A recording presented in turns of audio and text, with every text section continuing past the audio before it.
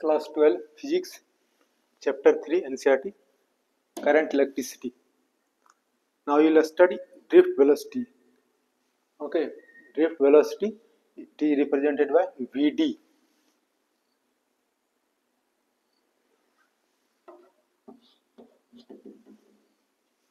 Definition you can see, ये हमारा conductor है और ये फ्री इलेक्ट्रॉन है और this conductor is connected with a battery.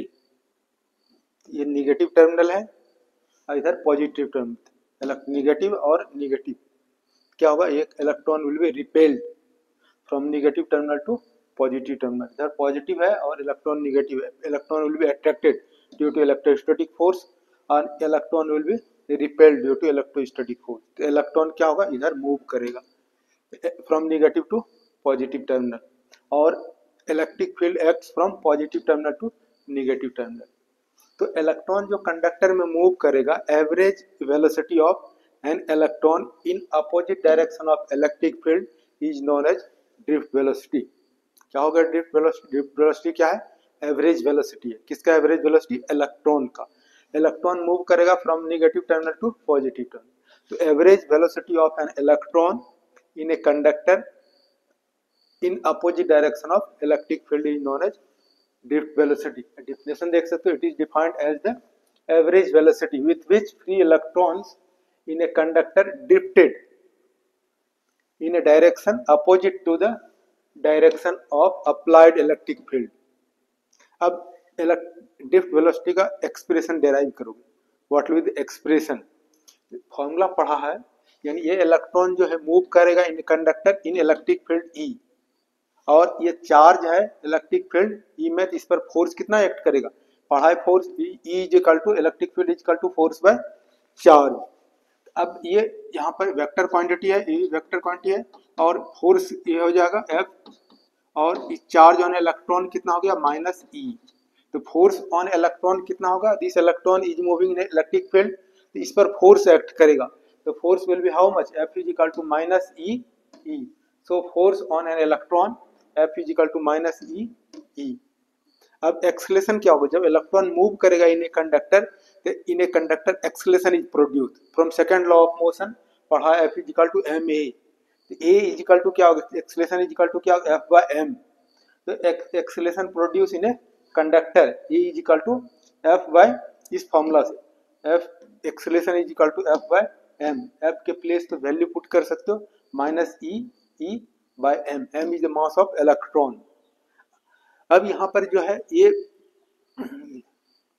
Electron move करेगा इन ए कंडक्टर, तो इसमें क्या है? आयन्स हैं और इलेक्ट्रॉन्स हैं. ये इलेक्ट्रॉन और ion in conductor will collide. The average time interval between two successive collisions of electron and ion is known as relaxation time. इस टाइम को टाउ से डिनोट करते हैं. Relaxation time average time mean free time.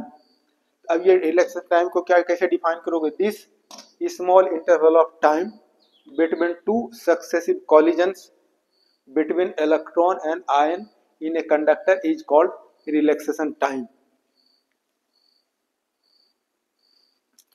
Now this formula you have read, velocity is equal to u plus at.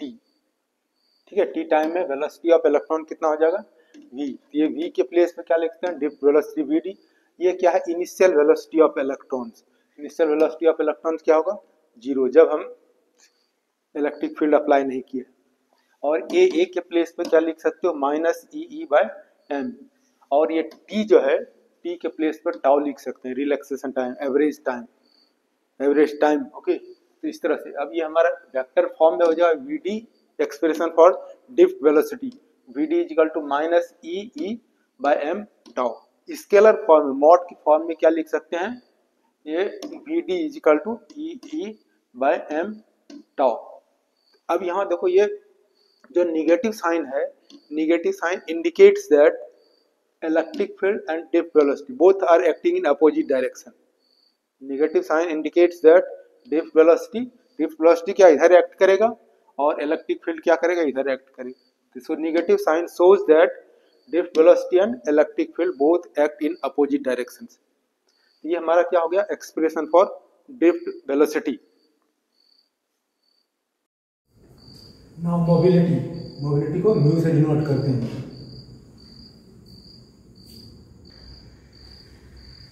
Now mobility will define. Mobility क्या है? Mobility of a current carriers क्या है?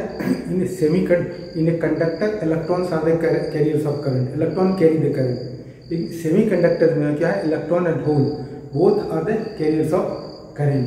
तो अब अगर mobility of current carrier, अगर current carrier first definition you can see mobility क्या होगा? Drift velocity by electric field. तो मोबिलिटी ऑफ करंट कैरियर में be defined as the ratio of drift velocity of current carrier to the electric field applied. इस तरह से define कर सकते हो। यानी mobility of current carrier is the ratio of drift velocity of current carrier in a material to the applied electric field across the material. यानी mobility of electrons होता है, मोबिलिटी ऑफ होल्स होता है। In semiconductor electrons, in semiconductor holes and electrons both are the carriers of the current. In a conductor only electrons are the carriers of the current. Electron carry the current in conductor. तो क्या हो जाएगा? ये drift velocity of electron for conductor. Mobility of conductor क्या हो जाएगा?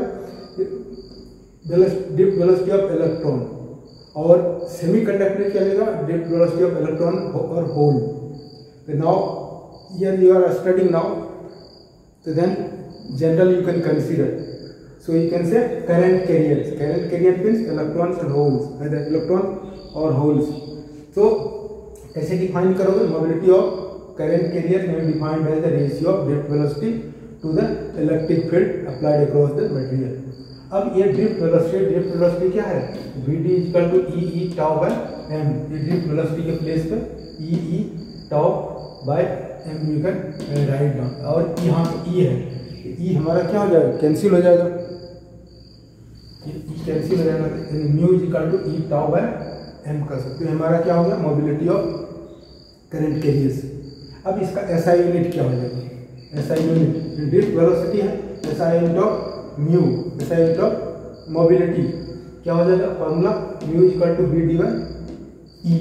अब drift velocity का यूनिट क्या हो गया? SI unit metre s minus 1।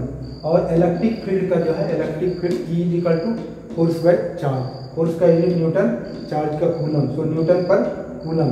ई के प्लेस पर वी कैन राइट न्यूटन पर कूलम। अब यहाँ पर क्या हो जाएगा? मीटर s माइनस 1 और ये न्यूटन ऊपर जाएगा माइनस हो जाएगा और c कूलम हो जाएगा। ये यूनिट कर सकते हो। या दूसरा जो है ये इलेक्ट्रिक फील्ड जो है, इलेक्ट्रिक फील्ड इक्वल टू क्या होगा? Potential difference bye D, distance. तो पोटेंशियल डिफरेंस की क्या हो जाएगा? वोल्ट। और ये डिस्टेंस क्या हो? मीटर। तो वोल्ट पर मीटर। अब यहाँ पर दूसरा यूनिट कर सकते हो ड्रिफ्ट वेलोसिटी के लिए मीटर पर सेकंड। इलेक्ट्रिक फील्ड के लिए रख सकते हो वोल्ट पर मीटर। और ये हो जाएगा m ऊपर जाएगा मीटर स्क्वायर। और ये v ऊपर जाएगा v माइनस 1 s माइनस 1। या इसको लिख सकते हो मीटर स्क्वायर पर v वोल्ट और ये s। इस तरह से ऐसा unit you can right of mobility. After that you will study Ohm's law. Okay, thank you for watching.